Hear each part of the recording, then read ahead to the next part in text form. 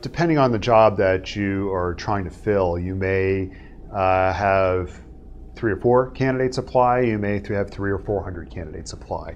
Often depends on the type of job, where you have posted the job, how clear you were in your job posting. But regardless, you need to whittle down that group of candidates to the ones that you really ultimately want to bring in for an interview, the ones that, based upon paper and an initial conversation, probably over the phone, are potentially the most qualified. So how do you do that? Well, whether you're looking at a pile of paper resumes or online, first of all, before you even get there, you need to, again, have that very solid understanding of what it's going to take to be for a candidate to be successful in the job. What are the minimum qualifications for that role? Once you have that, then you want to have that lens. Do they have the education? Do they have the minimum experience? Do they have the minimum skills to perform the job?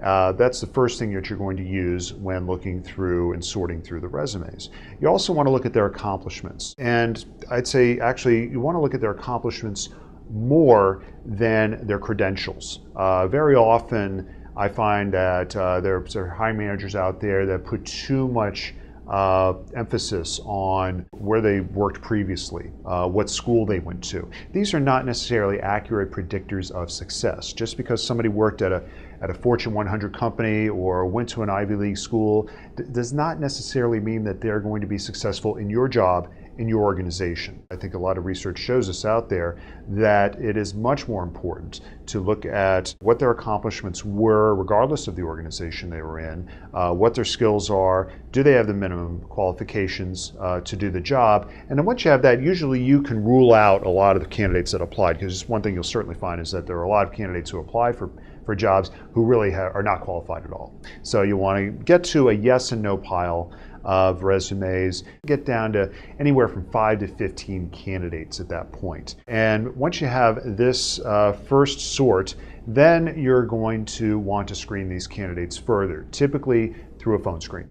Phone screens can be anywhere from 10 to 20 minutes in length. You're basically going to use that to get the candidate to elaborate and clarify what they put on their resume, tell them a little bit about the job, and in doing so, get their feeling of whether or not they do indeed have the minimum qualifications for the job, whether they have the interest in that job further, whether they have the motivation to do that type of work.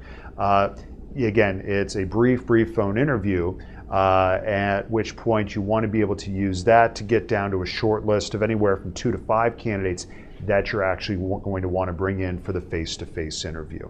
So to recap, we start off with a big pile of resumes. We use our minimum qualifications and the candidate's accomplishments to narrow down that group of candidates to a manageable list of candidates you're going to call on phone screen, brief interview, and use that information to whittle it down to anywhere from 2 to 5 top candidates, shortlist candidates that you're going to bring in for a face-to-face interview.